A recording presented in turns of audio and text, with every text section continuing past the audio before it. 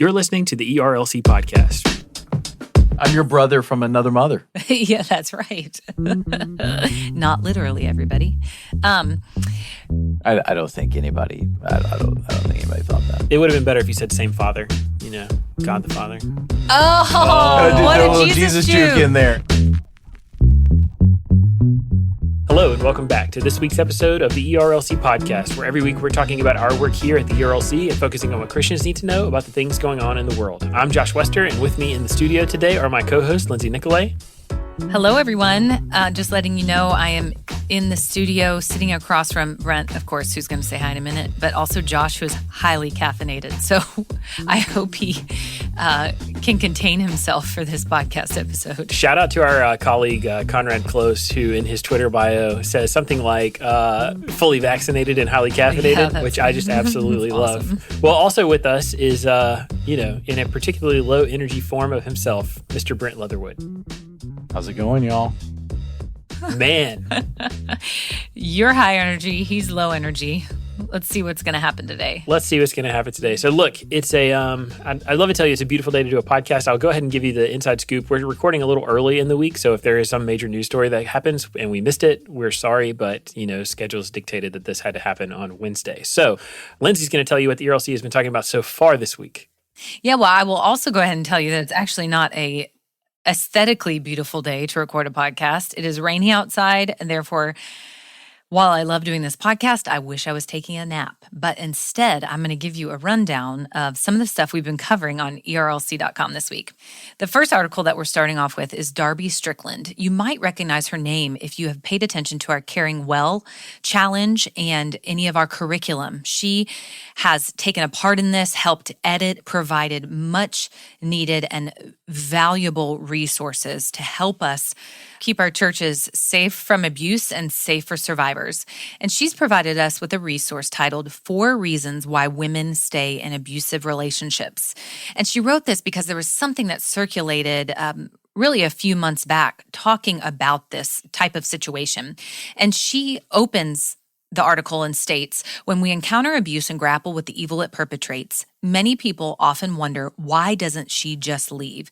Sometimes that question comes with judgment. It's her fault. The question is better framed as, why is she choosing to stay? So Darby helps us to realize that there are legitimate reasons why women in abusive relationships stay and stick around. It's not as clear-cut as we might think that it is. So, for instance, she says, victims can struggle to see the severity of the abuse or danger. They lack family, community, and church support. Leaving is the most dangerous time for a woman, and leaving is extremely difficult and costly. So we should look at these things and realize that instead of trite statements or providing our judgment, we need to come alongside these women and walk with them patiently. Darby gives us, under each point, lots of practical advice. And she closes out her article and says, I know how hard it is when walking with a victim to fear for her. Pray and patiently persist with the victim until God grants her clarity. Seek to extend her the same patience that God has extended to you, but also entrust her to God.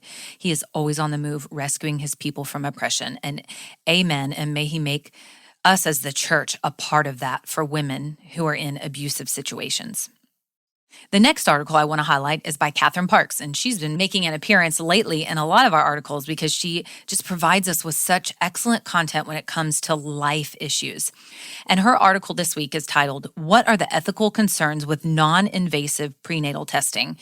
And you may think, I've not heard of that. What is that? But you probably have heard about it, whether you have had a child or you just know people who have had a child.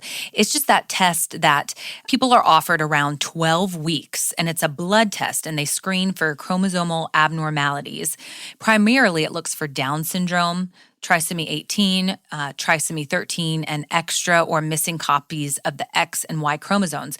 You can also find out early the sex of the baby. And so many people will do this testing. I personally opted not to do the testing, but there are some ethical concerns with this because Some ethicists are concerned that the growing prevalence of this testing and this type of testing will lead to an increase in abortions following a screening that reveals an increased risk for Down syndrome or other chromosomal abnormalities. And these tests aren't always accurate. There can be false positives, false negatives. There's also the concern that this type of testing would lead to more technology that would provide screening that would cause people to basically screen in other ways the types of children that they're going to have. So we should be prepared as Christians to know about this type of testing that's taking place, to know about the threats to unborn children's lives, and also to uphold the sanctity of every preborn life and born baby, whether they have a type of chromosomal abnormality or not. Every single one is a gift from God and is meant to glorify Him. And then finally, another guy that's been making an appearance lately is Jordan Wootten, one of our former interns who, as I've said before, is one of our channel editors as well. And he has been participating in this interview series that I've been highlighting. And this interview is titled, Why the Fear of the Lord is Good News. And he talks with author and scholar Michael Reeves, who wrote a book about the Trinity that many people have recommended. And this book is titled Rejoice and Tremble, The Surprising Good News of the Fear of the Lord. And I have to tell you, as I was editing this article and reading through it, I was so deeply encouraged by it. It truly made me want to buy the book and wanted me to grow in my fear of the Lord, because as Dr. Reeves points out, as you grow in the fear of the Lord, you grow in the joy of the Lord. And he says this about the fear of the Lord and how it connects to our culture. The real reason for our anxiety as a culture is our loss of the fear of God. Having lost God as the proper object of healthy fear, our culture is necessarily becoming ever more neurotic, ever more anxious about anything and everything. Without a kind and fatherly God's providential care, we are left utterly uncertain about the shifting sands of both morality and reality. In ousting God from our culture, we feel helplessly fragile. No longer anchored, society fills with free-floating anxieties. And that can even be said not just about our society at large, but about the church, when we lose sight of the fear of the Lord and we lose a proper understanding of the fear of the Lord. So I recommend that you would read through this article prayerfully, and then that you would go and buy this book and read through it slowly and allow the Lord to transform your heart to fear Him in order that you would have great and lasting joy in Him.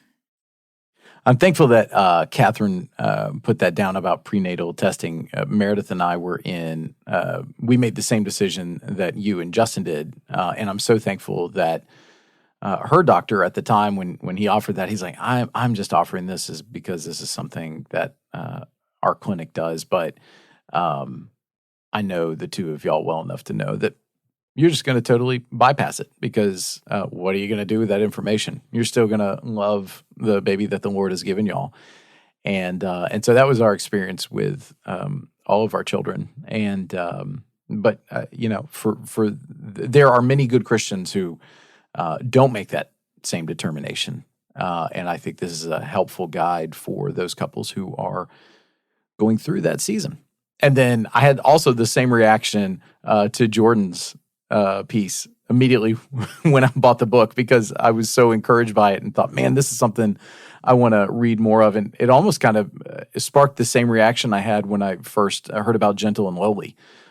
So hopefully I will have the same reaction after I read the book too. Man, Brent, well, those are good reactions. And honestly, I was really glad that Catherine wrote this piece for us. It is a thing that parents face all the time. I mean, as they are, when they find out about a pregnancy, they are presented with these options for some of this kind of testing, and they need to be prepared to answer these questions or think through what the ethical implications of such a decision might be. I mean, for us as Christians, is exactly what you just said, Brent. The bottom line is we believe children are a gift and heritage from the Lord, and we will love whatever children God will give us. And so I think that is something for us as Christians to spend time thinking about. And then, Lindsay, on Jordan's piece, I was thinking about the fact that even this morning I was meeting with our new interns for this summer at the ERLC, and we were talking about wisdom and where does wisdom begin? It begins with the fear of the Lord, and that wisdom is indispensable. It's something that we absolutely must have as we live as Christians and follow Jesus in this world of chaos and sin and turmoil. And so these are just really, really helpful pieces. I'm really grateful that you took the time to highlight these. Yeah, I am incredibly thankful for the authors that we have contributing to our site, for the types of resources we get to provide, not only for you all as listeners and readers on our website, but for ourselves, just to build us up, edify us, help us to grow our roots down deep in faith, and help us to grow up in Christ. So I hope that you find that and experience that as you are reading our pieces and interacting them. I just hope that they spur you on to know and love Christ more. But for now, Josh and Brent, that's your look at what's happening on ERLC.com. Hey, thanks, Lindsay. And that brings us to the culture section for the week. So, Brent, it's time to pick up that energy and tell us what's going on. All right. Well, as we are recording this, we are mere days away from the beginning of the Southern Baptist Convention annual meeting right here in Nashville. And breaking news, just before we went on the air to record this, SBC Executive Committee President Ronnie Floyd announced that there are now 16,000 messengers who have pre-registered. And he dropped it in his weekly column that goes out. And there will be some walk-ups who also come and register, at the beginning of the proceedings or even during it. We could potentially be looking at 20,000 messengers gathering for this annual meeting. That is an incredible number.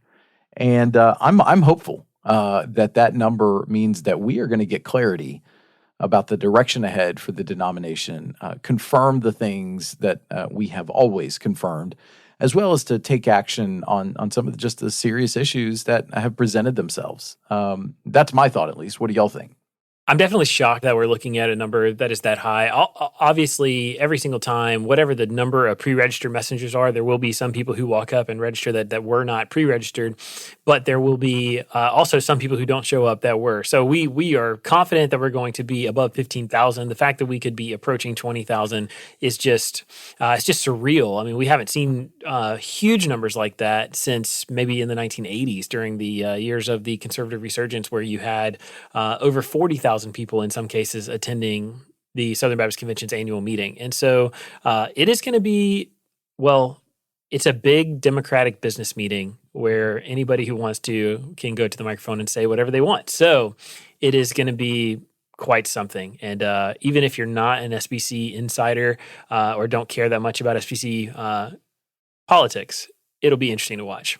Small d, Democratic business meeting. Small d, Democratic. Well, I guess in one sense, it's encouraging to see the numbers, to see the number of people that I am assuming are aware of some of the controversies that are happening online when it comes to the SBC, clarifying issues that need to be addressed and are of the highest importance.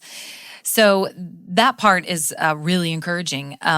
The part that is less encouraging is how busy Nashville is going to be with all of these extra people here, which of course is not really true. But I mean, it's true that it's going to be busy. It's not true that it's discouraging. It's the summer in Nashville. It's going to be busy. I know. It makes me not want to come downtown. But I always get this sense of kind of self-righteousness when people come in, because I'm like, oh, I live here in Nashville. You're just a tourist. But I'm not from here originally. Yeah. I started off as a transplant. Basically, the next week, it's going to be bachelorette parties and Baptists on Broadway. That's right. Hopefully none of the Baptists are on the pedal taverns that the bachelorette parties are generally on, wooting and hollering. Wooting? Yes. Woo! Okay. I think they call it hooping and hollering.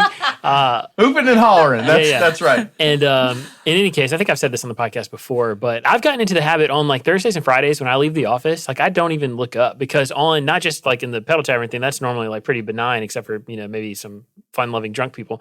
The tractor rides or whatever those things are, where they have, bachelorette, parties and all kinds of things going on. I just don't even look up. I don't even look up when I'm in my car. I just keep my eyes focused down on the road until I'm out of downtown. And then, I can go about my day, because it is, it's raucous. I don't know. It's a thing. But Brent, you mentioned the number of people at the annual meeting. We talked several times on the podcast recently about some of the big decisions that Southern Baptists are going to have to make. I mean, this is a pivotal moment. We were discussing this with some friends the other day and just asking the question, is this the most important Southern Baptist Convention in our lifetime? Because unlike like national political elections, the answer to that question is almost always no. People normally don't say, this is the most important Southern Baptist Convention of our time, but this is a really important annual meeting. We are truly at an inflection point. We will be making big decisions about the future of our denomination in terms of its leadership. We will be determining whether or not we are going to deal, how we're going to continue to deal with things like sexual abuse, how we're going to deal with things like pursuing racial unity, the role of women, how we're going to deal with corruption when it has come into some of our institutions. I mean, there are all kinds of questions that are going to be debated. And, we're really prayerful and hopeful that Southern Baptists are going to make great decisions on which way we need to go in some of these really key and highly important matters. Not just great, but godly decisions. That's good, Lindsay. The Christ-like thing to do, which seems so obvious in many of the circumstances. So staying in SBC life, this next story comes to us from Baptist Press as well. So pastor and best-selling author Rick Warren announced last Sunday that he is stepping down from leading Saddleback Church, the Southern California megachurch that he founded in 1980. Warren recounted his pledge from when the church was founded that he would give the next 40 years to leading the Saddleback family. Early in 2020, the church celebrated its 40th birthday. This is not the end of my ministry, Warren told the congregation. It's not even the beginning of the end. We're going to take one step at a time in the timing of God. God has already blessed me more than I could ever possibly imagine.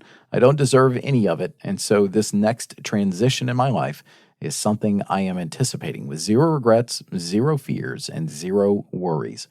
Warren also stated the church does not have a successor in mind already, and that they would look both inside and outside the church for, quote, a leader who is already doing some purpose-driven ministry. So, Rick Warren is saying that he is beginning to transition out from Saddleback Church. That's a monumental kind of moment in SBC life. And I'm not sure I would want to be the pastor that takes on that task. That would be very difficult. It's kind of like the pastor who came up after John Piper. It's just a big shoes to fill. Agree or disagree with some of the decisions Rick Warren has made, some of his theology. It's really incredible that he spent 40 years at that church because that's so uncommon. Pastors don't generally stay at the same church for that long. And the Lord has used him and his wife in some really incredible ways. I mean, think of how many people that have read Purpose-Driven Life, and have actually been compelled to seek out the Lord because of it. And think of all the ministry that they've done, his wife, especially with AIDS victims, and now with mental health issues. And it's just really incredible legacy that they are leaving behind as far as Saddleback goes. And of course, I know they will continue to do ministry because it just seems to be what they eat, sleep, and breathe. It's an overflow of their own walk with the Lord, but it's definitely to be celebrated. That's absolutely right, Lindsay. I mean, Rick Warren is like a huge, huge personal hero to me. He's somebody who has, he had every opportunity to cash in on the tremendous success of the Purpose-Driven Life or of his pastorate at Saddleback or of his fame and success, basically becoming America's pastor. He could have sold out. He could have been in it for himself. He could have capitulated on issues where the culture was expecting him to, including and especially the absolute heat he took for standing strong on a biblical view of marriage and sexuality. And so Rick Warren is somebody who is finishing well. And at the same time, he has established Saddleback as one of those churches that is going to continue to be kind of a legacy church in evangelicalism. So when I think about that, you mentioned John Piper, I actually think about Bellevue Baptist in Memphis, Tennessee, where right now, Steve Gaines, who's a former SBC president, is the pastor. But before him, it was Adrian Rogers, who kicked off the conservative resurgence. And before him, it was R.G. Lee. I mean, there are churches that can be established that can affect generations and in communities for years and years. And so this is just one of those things that I'm so grateful for Pastor Rick, and I am praying the very best for Saddleback, because man, what an important church and institution there in California. And so, God bless them as they're going through this process. Yeah, and I loved what you said about Pastor Warren finishing well, because unfortunately, we have seen all too many examples of folks in Christian life who have not finished their ministries all that well. All right, this next story that we're going to takes us to Scotland. I tried to do a Scottish accent. I couldn't really do it. I really wish I had one for you. I know. That wasn't even close to any type of an accent. It really wasn't, was it? So anyways, this comes from the Herald in Scotland, and it's reporting on the President of the United States' first overseas trip. Joe Biden is eager to use his first overseas visit as president to reassert the United States on the world stage, steadying European allies deeply shaken by his predecessor and pushing democracy as the only bulwark to rising forces of authoritarianism. Mr. Biden has set the stakes for his 8-day trip in sweeping terms, believing the West must publicly demonstrate it can compete economically with China as the world emerges from the coronavirus pandemic. Before boarding Air Force One for Wednesday's flight, Mr. Biden told reporters the trip is about making clear to the leaders of China and Russia that the United States and Europe are tight. Okay, so Brent, why is his first overseas trip so important? This is significant because the first place he is going is actually to the United Kingdom. And there, early in his presidency, there seemed to be some analysts who thought that there was some distance between the U.S. and the U.K. So it is significant that the very first place that he lands will be in the United Kingdom. He will take part in a G7 meeting. The trip will involve some other nations, and he actually will end up in a personal face-to-face meeting with Russian President Vladimir Putin. And so a lot of folks are watching this first overseas trip for President Biden and the effect it will have on international relations. All right, so staying in the UK, the BBC News has our next report. Prince Harry and Meghan Markle announced the birth of their baby girl, and their baby girl's name is Lilibet Diana Mountbatten-Windsor, and she was born on Friday morning in a hospital in Santa Barbara, California. Both mother and child are healthy and well, the couple said in a statement. Buckingham Palace also said the Queen, the Prince of Wales, and the Duchess of Cornwall, and the Duke and Duchess of Cambridge have been informed and are delighted with the news. Prince Harry and Meghan said they named their second child Lilibet after the royal family's nickname for the Queen, the baby's great-grandmother. So can I just say that until you got to Mountbatten, that could have easily been a Leatherwood name that you and Meredith would have bestowed upon one of your own children. It sounded just right to me. Well, there you go. I mean, because he's basically royalty. I mean, our son does have 4 names in the English tradition. So take that article from the BBC and come back over here to our side of the pond. NBC News is asking the question whether the name is actually slightly controversial. In this NBC News opinion piece, it says giving their daughter the monarch's private name seems like it could be a cynical attempt at reconciliation without actually doing any work. And so this piece is very interesting in that it's trying to get into some of the royal drama, which, Josh, I know that you really love. But it writes in this piece, the author writes, Lilibet harks back to Queen Elizabeth's childhood when she couldn't pronounce her own name. Her father, King George VI, reportedly said of his 2 daughters, Lilibet is my pride, Margaret is my joy. However, the only person in recent times who have used the Queen's nickname was the late Prince Philip. At his funeral in April, the Queen reportedly left a handwritten note on his coffin and signed it, Lilibet. So I think it's beautiful that they named their daughter after the Queen, but apparently this author over at NBC News thinks that perhaps there's more to it. Yeah, it's unfortunate that we're in a day and age where somebody is always turning over a rock hoping to find something underneath it, and maybe there is more to the name thing, but I personally, not knowing anything apart from what I know from The Crown, so that practically makes me an expert. I think it is a sweet name. I love it. It's a nod to the Queen. Diana, that name is coming at an appropriate time because this year is a year of what would have been celebrations for Princess Diana because it would have been her 60th birthday and I think the 40th wedding anniversary. So the dress is on display, that pretty fancy dress with a long train. So anyway, it's a sweet little chapter, I think. And I think it's the birth of a baby girl that we should celebrate and just leave the poor child alone to enjoy her name. Exactly. I mean, it just, this particular piece, it just, we are living in such an age of manufactured grievance. And this is grievance manufactured on behalf of a baby this person doesn't know and family. I mean, good grief. Did you come up with that term on your own?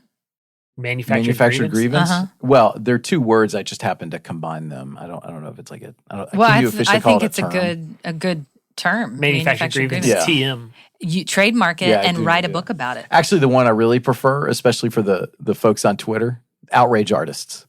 Nice. That's what they are. Nice. Nothing but outrage artists. And that's probably what this person is doing here. And it's just like, why? What?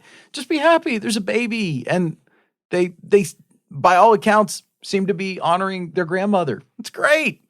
Let's celebrate that. Let's not tear it down. But that's what everybody wants to do these days.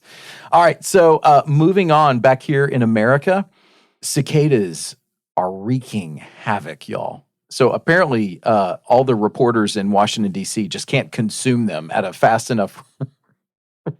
I thought that was a joke. I thought it was a good joke. What'd you say? Sorry. I said cicadas are wreaking havoc. I said apparently all the journalists in Washington, D.C. can't consume them fast enough. Oh, gross. No, there's all these reporters out there that are eating cicadas. Seriously? Oh my gosh, yes. That's gross. You haven't seen all these reports? I haven't seen reporters eating cicadas. Okay, well, anyways, apparently we actually all do need to consume them because they are causing legitimate issues. The Today Show has a story about a cicada in Cincinnati that has definitely made its presence felt. The insect caused a car accident there Monday after it flew through a window and hit the driver in the face, causing...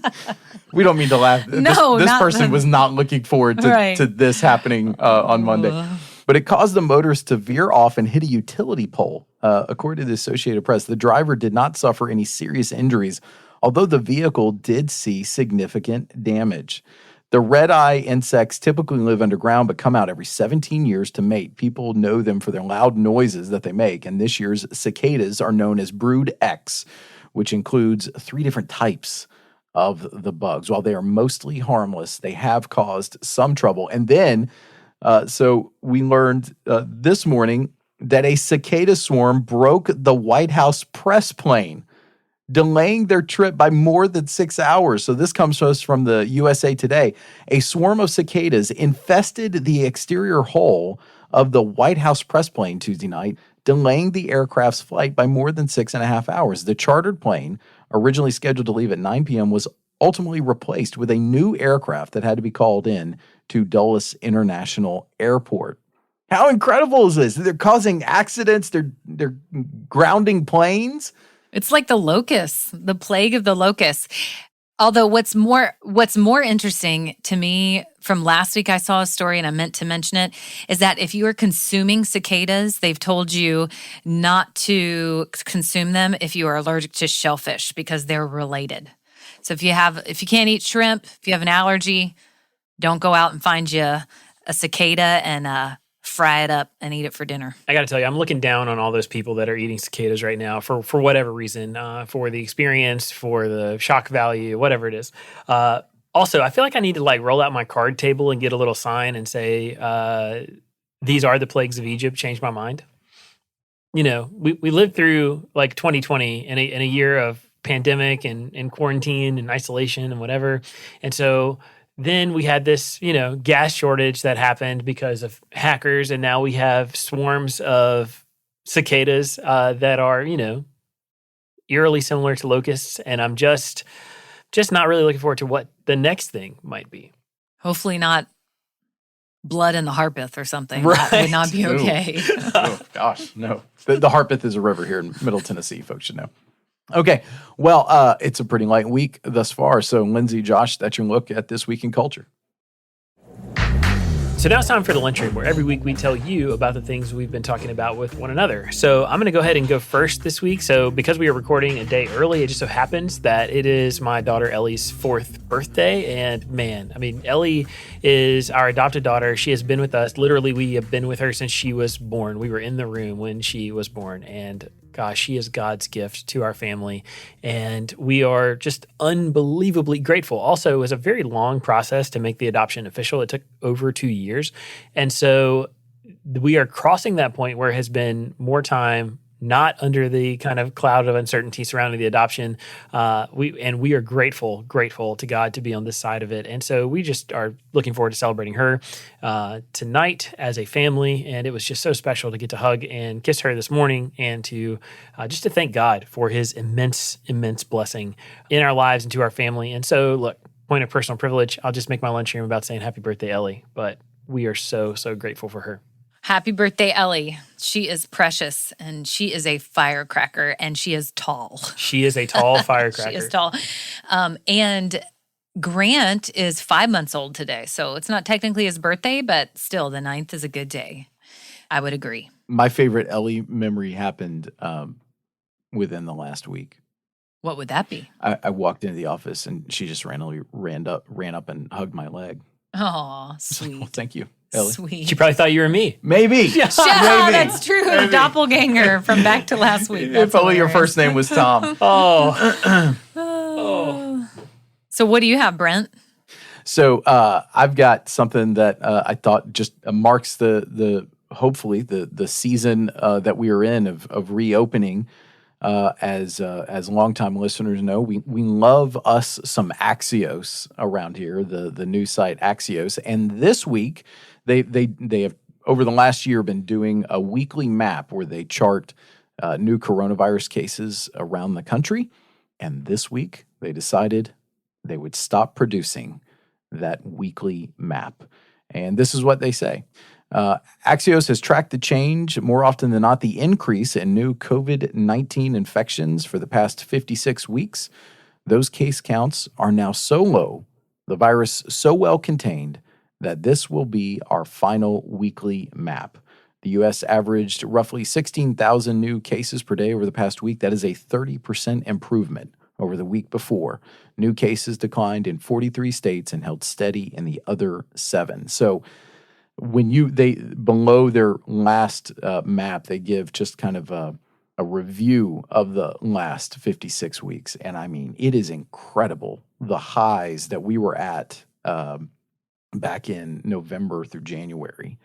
And to see that and see where we are now, I mean, we have truly made progress. And by all accounts, that is due to the vaccines being widely available. And a lot of people, a large part of the population, taking advantage of those. And I am just really thankful that we are here. And I am praying that there's not some reason that we would ever take a step back. Because I don't know about y'all, but I don't want to live through anything like 2020 again. Cosign. Retweet. Yes, me either, except for the fact that I loved having my husband home. So if I could get that part and spend lots of family time together, which I know is not true for everyone, but then without the virus, then I would appreciate that. So I'm going to pick up on both themes, coronavirus and then children. So the first is I just listened to the latest Dispatch podcast episode about the origins of the coronavirus, and it was fascinating. The link is in the show notes, of course, and I would highly recommend that you listen to it. Josh Rogan of the Washington Post, they interview him because he has just written a book about it called Chaos Under Heaven. And apparently he's married to his wife is the daughter of somebody in Bruce Springsteen's band or something. I've got to go look this up, but as I was finishing up listening to it, that's what they were talking about. She's a singer. She plays the accordion in his band sometimes. I don't know. Or Springsteen and someone plays the accordion. I think so. Okay. I think so. Go look it up. So anyway. That's news you can use. That is news you can use. So the other thing I was going to talk about, picking up on the kids theme that Josh was talking about, is this video that I found, and I posted in our work Slack, and nobody posted reactions to it, which I was offended by. But it is the sweetest thing. This little boy hears his mom's voice for the first time. I think he's 4 years old. If you need a good tear up session or a cry session, then I would highly recommend that you look at this. It is so precious. That would be manufactured grievance. It's not grievance. It's manufactured tears, but they're not manufactured. No, not the video. The video is entire. I mean, that's like, sweet. Oh my gosh. No, I'm talking about your reaction, because you're like, oh, nobody came around and affirmed me posting this thing. That's manufactured grievance. I don't think it's manufactured. It's real grievance. It's like when I throw a party and nobody comes. I threw a Slack party and nobody came. So, and it's just going to take a long time before I build the courage up to throw a Slack party again. So, which is weird, because according to the love languages, words of affirmation is not one of my love languages, but apparently gifts of affirmation are. Emojis of affirmation. No, isn't gifts one of the love languages? I think receiving gifts is one of the love languages. Are you making a joke? No, I mean, it's been like 10 years since I read the book. But gifts, GIFS. I was saying apparently gifts are my love. Oh, that was not manufactured humor. Well, guys, you're just talking to our audience for a second. They're just along for the ride, just like me. And I'm glad you guys had that moment. And Lindsay, I will, if you can like tag me in your post from now on when you are throwing a Slack party, I will make sure to chime in and send you a nice GIF or gift or whatever you need. I don't want it manufactured. I want it to be real. So that's going to do it for the show today. As always, we just want to say thanks so much for listening. We enjoy spending our weeks with you, running down the news and what's going on in our work here at the ERLC. We are really looking forward to being with many of you at the SBC annual meeting next week. If you do see one of us, we would love it if you would stop us and say hi. We love to talk to people who listen to the show. If you're not going to be at the SBC and you want to help us out, if you would, please consider going into your podcast app and leaving us a rating or a brief review, or sharing this episode on social media. It just helps more people discover the show. But for Brent and Lindsay and myself, we want to say thanks so much for listening, and we look forward to being back next week post SBC with more content.